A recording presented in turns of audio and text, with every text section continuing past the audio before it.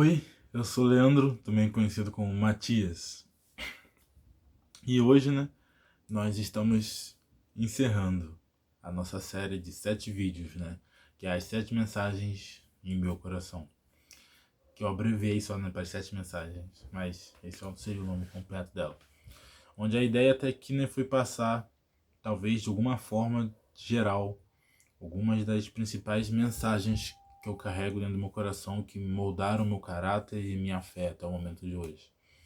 Então, hoje agora, esse último tema que você está vendo aí, é sobre o Deus que eu sou fascinado, né? Então, eu vou falar um pouco, sobre esse Deus tão maravilhoso que eu sou fissurado e que eu falo que eu sou grande fã. Eu vou finalizar essa série, então, falando um pouco em relação a isso. Então, esse vídeo é quase como se fosse uma conversa mais. Mas, podemos lá então, Eu tenho muita gratidão a Deus, pelo... Eu contei já meu testemunho de vida para vocês em alguns vídeos anteriores. Então tudo que Deus fez na minha vida, tudo que Ele vai fazer, eu sou muito grato. Eu me lembro que um dos louvores que eu mais gostava era aquele, que cantava, por tudo que o Senhor tem feito, por tudo que o Senhor vai fazer. Porque eu tenho fé nisso e é uma coisa que eu vivo muito. Eu sou muito grato a Deus por tudo que Ele fez, por tudo que Ele está fazendo e por tudo que eu sei que Ele vai fazer. Porque o caráter de Deus me conquistou por inteiro, o caráter de Deus tocou o meu coração, e o caráter de Deus é uma coisa fascinante, que todo mundo na Terra deveria ter oportunidade de conhecer, de a chegar, de se aproximar e entender um pouco mais sobre a soberania de Deus, sobre o caráter de Deus, sobre a pessoa de Deus. Você saber quem Deus é como uma pessoa, você conhecer Cristo, sabe? E a Bíblia é maravilhosa por causa disso, Quando você lê um livro, você consegue ter um pouco da conexão com o coração do autor. E quando você lê a Bíblia com o coração aberto, quando você ora e você lê a Bíblia com o coração, mas não de forma enganosa, mas você lê com o coração, no sentido de você ler sem defesa, sabe? Ler aberto. Você deixar que aquilo te penetre. Você consegue, de uma forma mais íntima, ver o coração de Deus. Ver o coração desse Deus que é todo poderoso. Desse Deus que não precisa da gente.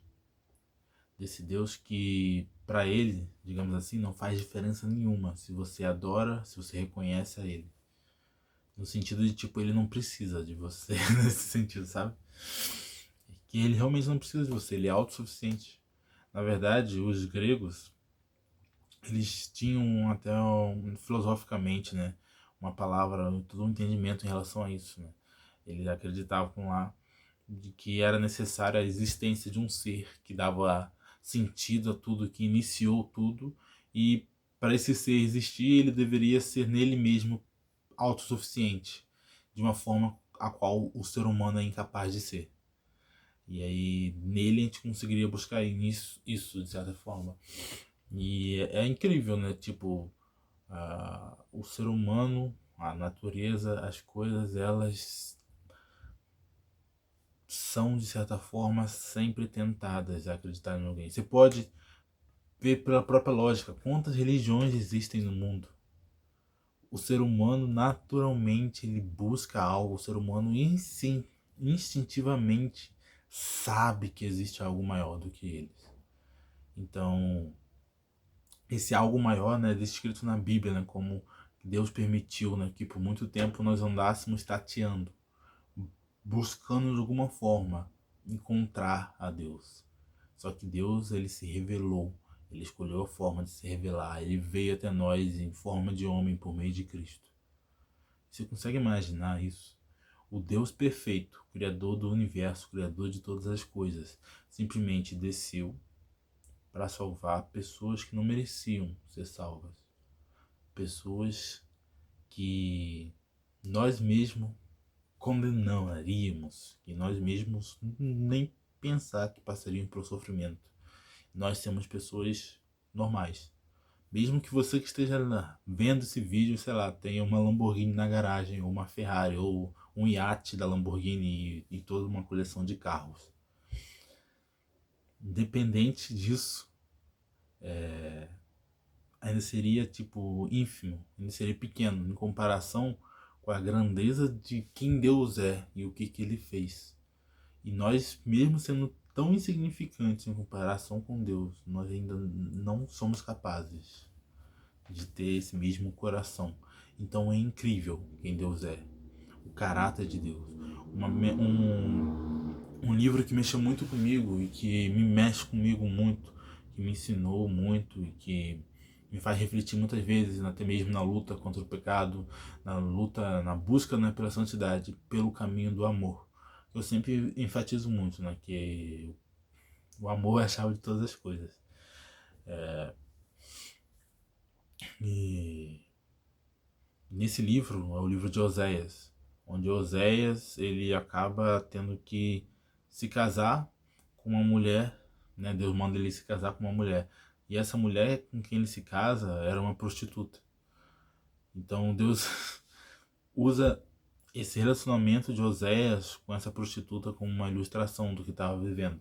E Oséias era um profeta de Deus, né? E profetas geralmente não tinham uma vida nada fácil naquela época, porque o povo era um povo muito rebelde e Deus, a didática de Deus, né, era essa ilustração que ele usava muitas das vezes para que o povo entendesse, né? Porque a humanidade, você pode, é muito engraçado se olhar, observar a Bíblia, né? Porque quando você vai ver na Bíblia, você vê a própria humanidade crescendo e amadurecendo, sabe? De certa forma. É muito legal, eu acho, você parar para ver. E você percebe que Deus, ele é muito paciente com o seu povo e ele sempre ensina, né? Ele fala. E ele usou então Oséias, né, e a esposa de Oséias como uma lição para que Israel entendesse, para que compreendessem a mensagem que estava passando. Israel era o povo escolhido de Deus, né? Porque eu vou finalizar nessa série e vou ter que explicar um pouco do evangelho, né? Então, nessa parte também vou focar bastante nisso. Lá no início, né, Deus falou, né, façamos o homem a nossa imagem e tal. E ele fez o homem, né, lá do pó, do barro. E aí, tempo depois, né, que o homem já tinha nascido, já estava lá, Deus já tinha criado o homem, né? E ele estava lá e Deus mandou, né, ele dar nome nos animais, né? Porque Deus viu que não era bom que o homem estivesse só. Então ele falou que iria fazer, né, uma ajudadora idônea para ele, alguém que o completasse. Então mandou o homem trabalhar e tal. Aí ele fez lá, deu os nomes. Aí depois o homem, né, foi colocado para dormir. E nessa que ele foi colocado para dormir, Deus foi e retirou uma costela. E dessa costela ele fez Eva, né? Ou seja, tirou, né, do lado de Adão um pedaço dele. E esse pedaço, né, e continuaria sendo parte dele, né? O mistério, né, do casamento, né, onde dois se tornam um. Então, eles novamente voltam a ser um, né, através do casamento. Então, é muito bonito, né, tudo isso, né? Ossos dos meus ossos, carne da minha carne. O casamento carrega toda essa essência, né, de ser um. E Deus usa muito isso como ilustração, né? A gente tem a Trindade, né, e tal. Então, muito legal a gente ver, digamos assim, que, né, Deus é uma família. Então, a gente ilustra a glória de Deus e a Trindade de Deus, né? O relacionamento entre Cristo e a igreja. Então, todas essas questões, né, de sermos um. Então, o homem, né, ele pecou lá, né, no jardim, né, como muitos já conhecem essa história.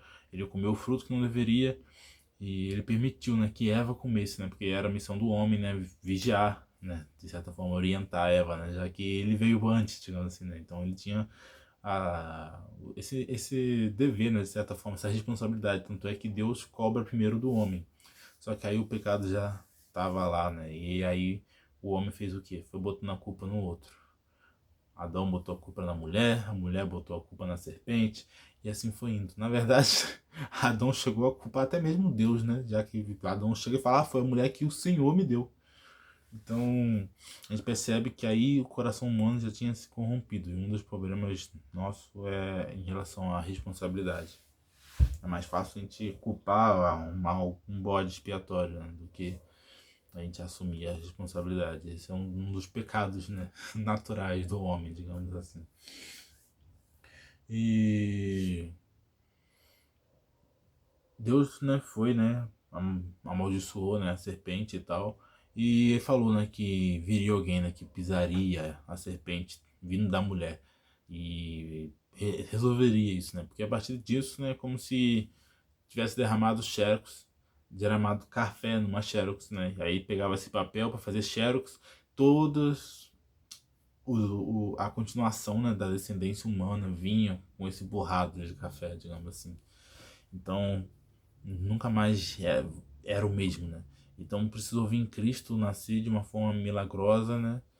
Por meio do Espírito Santo e vindo então sem a mancha do pecado e vivendo da forma que nós deveríamos viver. Deus é um Deus justo, então todas as coisas têm consequências.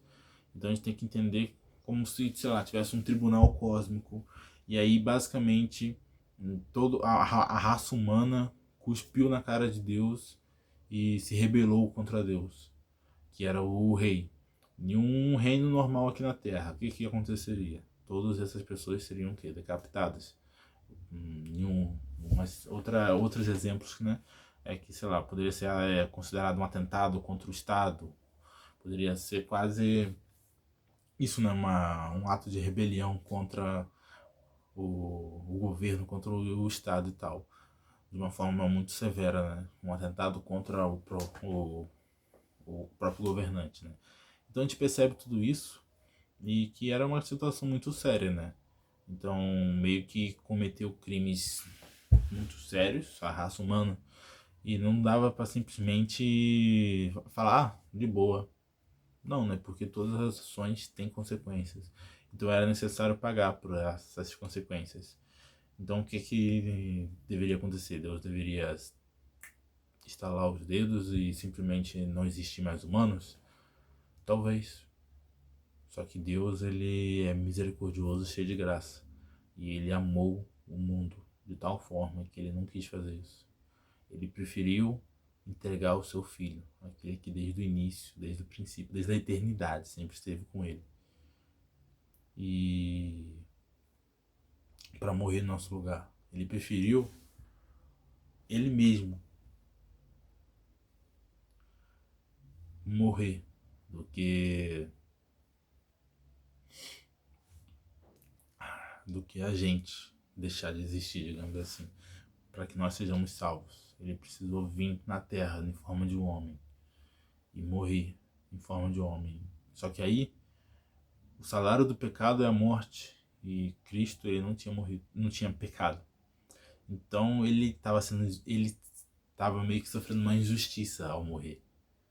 Então, sei lá, você pode imaginar como, sei lá, um super paradoxo, de forma que ele ressuscitou, ele voltou à vida, né? Ele é Cristo. Então, por ter vencido o pecado, por meio de um único homem, né, entrou o pecado, mas por meio de um só homem entrou a salvação. Então, Cristo, ele foi e nos salvou. Porque quando nós nos batizamos, por exemplo, nós estamos declarando com fé de que nós estamos morrendo para nós mesmos. Estamos deixando a nossa velha vida. Estamos renascendo em Cristo. E nessa vida em Cristo, Cristo venceu o mundo. Cristo não pecou e Cristo venceu o pecado e venceu a morte. De forma que em nossa vida em Cristo nós também somos mais do que vencedores. Então essa é toda a chave do Evangelho, né? Sem Cristo nós somos condenados, porque só existe uma forma de ser salvo, que é por meio de Cristo. Porque só Ele conseguiu a salvação. Não tem como o próprio homem por si mesmo se justificar e ser salvo. A gente carece e depende de Cristo. Só que aí a Bíblia vai dizer em vários textos, né, que essa nova aliança, esse sangue e todo esse sacrifício deve ser honrado. Então a gente não pode, beleza, aceitei Cristo aqui, então ele me salvou de tudo, então posso viver de qualquer forma. Não, muito pelo contrário. A gente tem que entender e reconhecer o que Cristo fez e então dar valor a isso. demonstrando isso muitas vezes pela forma que nós vivemos. Aí voltando lá para o livro de Oséias, né? Oséias, ele estava sofrendo muito, porque ele se casou, né, com aquela mulher que tinha um caráter muito duvidoso. Uma mulher que o traía constantemente. Então você consegue ver o coração de Oséias dilacerado em muitas das cartas, muitas das mensagens lá naquele texto, naquele livro. Então você consegue sentir isso de certa forma. E, em especial, eu acho um livro muito forte. Me toca bastante. Eu consigo sentir muito o sentimento que o Oséias está sentindo, sabe? Digamos assim. Então, é um livro muito profundo, porque aquilo tudo, na verdade, é uma ilustração do que a gente faz com Deus. Sobre o Oséias, esse marido perfeito, que constantemente vai lá, resgata a sua esposa, tira ela do bordel, chegou a pagar, chegou a comprar de volta a própria esposa. Olha só que loucura.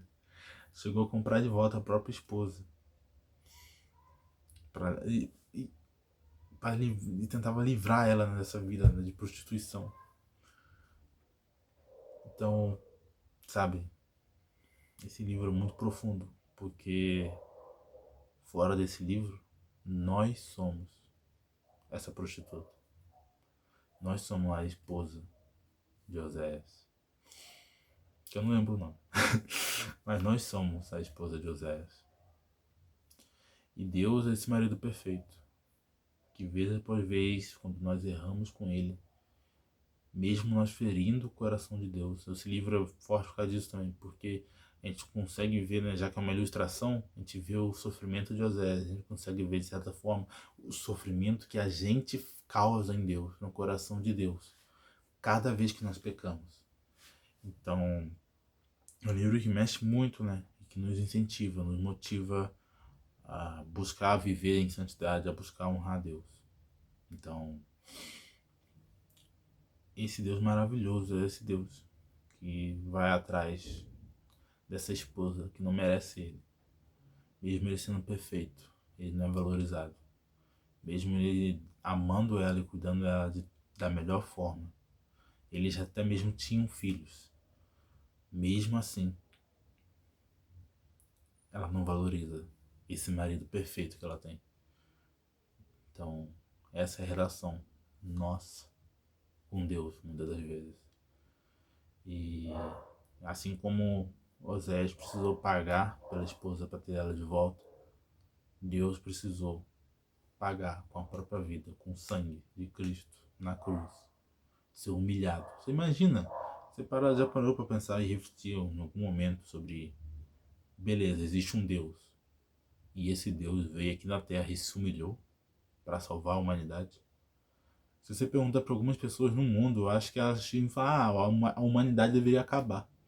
Ou seja, o próprio ser humano às vezes tem essa visão de que a raça humana não merecia existir, digamos assim.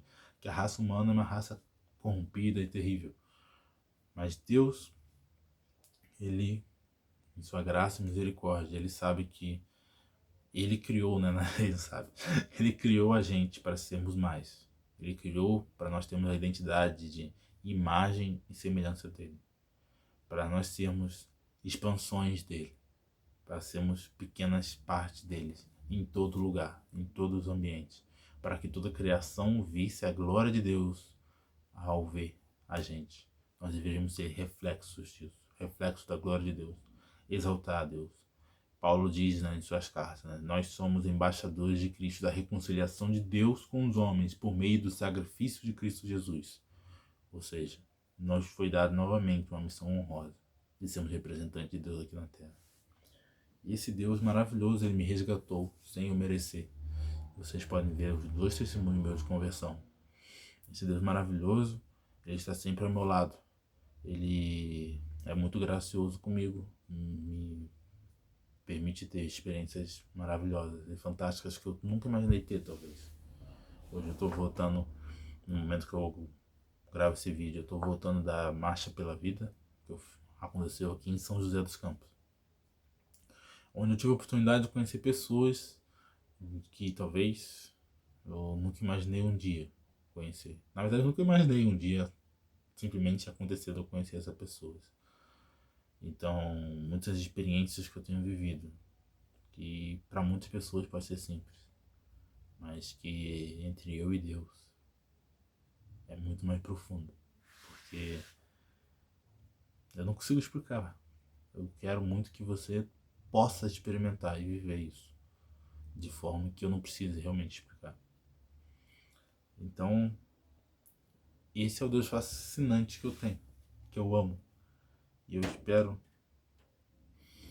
de coração que de alguma forma você tenha entendido que nós precisamos de Cristo e que nós agora somos filhos de Deus por meio de Cristo. E não só isso, nós, ao receber Deus, nós recebemos também um amigo, um melhor amigo, que conhece o íntimo do nosso coração. Nós podemos se abrir, nós podemos pedir conselhos, que nós somos ajudados, auxiliados. Nós recebemos muita coisa.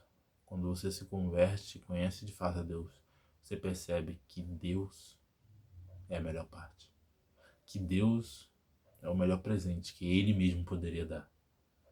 A melhor bênção que Deus pode dar para alguém é Ele mesmo. Esse é o ponto a respeito de Deus. Todo o resto é consequência. Então, se ouvires, né, e abrir a porta, eu cearei com Ele. Isso está lá no Apocalipse, né, provavelmente. E eu espero que você abra a porta, porque Deus está batendo, com certeza, a porta no coração, a porta do coração de vocês. Com certeza o Espírito está tocando vocês. Só que você precisa tomar uma atitude em relação a isso. Você deve estar sentindo vontade de conhecer mais a Deus, de se aproximar mais de Deus. Você precisa ir em uma igreja. Você precisa ser alimentado espiritualmente, quem te diz. Você precisa dessa força para te dar corda para que você comece a rodar as engrenagens dessa nova caminhada. Você conseguir se aprofundar mais em Deus, ser preenchido mais por Deus. E então, enfim, você reconhecê-lo, entendê-lo e se tornar um cristão. Você sabe já o que significa ser cristão, certo? Significa ser um pequeno Cristo. Essa é a nossa missão. Esse é o nosso propósito. E eu espero que de alguma forma essa série tenha te abençoado. E que de alguma forma eu tenha expressado a mensagem que eu carrego no meu coração em respeito a Deus. De que é mais do que ritos religiosos, é mais do que mero liturgia e burocracias e isso, aquilo e simplesmente uma mudança de rotina. É sobre uma pessoa, é sobre alguém que muda a vida, alguém que mudou a minha, alguém que é o melhor amigo, alguém que é uma fortaleza, alguém que quando você experimentar, o seu maior pesadelo vai ser pensar em viver sem. Isso é talvez a essência do que eu queria passar todos esses 7 vídeos. Deus é o que a alma humana anseia. É aquilo que nos sacia, é aquilo que nós parecemos buscar todos os dias e não encontrar. Esse buraco, o Dostoiévski, ele diz, né? Ele dizia que existe no homem um buraco do tamanho de Deus. E a gente, né, pode tentar preencher esse buraco de várias formas. A gente pode anestesiar a nós mesmos, né? Que nem tipo uma dor. Se você tá com anestesia, beleza, não tá sentindo a dor. Mas se aquilo que faz a dor acontecer ainda está lá, você pode não estar sentindo, mas ela ainda está lá, a dor. Então, o cristianismo, a fé, não é sobre uma anestesia. É sobre, de fato, preencher esse buraco. É sobre a cura para essa dor. Porque, diferente de qualquer outro lugar, diferente de qualquer outra coisa, você pode ter certeza. Onde que o homem consegue, de alguma forma, se aproximar de Deus. O cristianismo é sobre um Deus que fez de tudo, que se humilhou, que passou por coisas que ele não merecia passar, para que a gente não passasse pelo que a gente merecia passar. É sobre esse Deus tão grande, tão perfeito, tão fascinante, que eu sou fissurado. É sobre esse Deus que eu prego. É sobre esse Deus que eu vivo. É sobre esse Deus que é o único e verdadeiro Deus que eu anuncio. Eu espero que essa mensagem tenha chegado ao seu coração e que a graça e a misericórdia de Deus alcance você, a sua casa, a sua família e possa te conduzir em segurança nos caminhos do Senhor. Você possivelmente vai passar por momentos difíceis, por dificuldades, talvez por vontade de desistir. Mas nessa série de 7 vídeos eu demonstrei, eu falei que eu passei por tudo isso. Só que no final, aquele que começou a boa obra é fiel para cumprir. Então deixe com que ele assuma a direção da sua vida e finalize a obra em você. Essa é a mensagem que eu queria passar. E eu espero de coração que ela chegue a todos que precisam ouvir. E que isso transforme e dê uma direção, um norte. E que o Espírito Santo opere através dessa palavra e transforme muitas vidas e alcance muitas outras. E que você que está ouvindo também se torne um canal de expansão do reino, ganhando muitas almas, trazendo muitas almas para Deus, fazendo com que o nome de Cristo seja conhecido em meio à multidão, em meio ao seu testemunho, em meio à sua vida, em meio a quem você é. E que Deus nos ajude nessa caminhada. E que Ele nos fortaleça contra o pecado. E que Ele faça com que o amor seja aperfeiçoado em nós. E que nós possamos nos encher cada vez mais dele e conhecer Ele cada vez mais. Shalom. Fique com Deus. E até o próximo vídeo. Encerramos aqui a série das 7 mensagens em meu coração.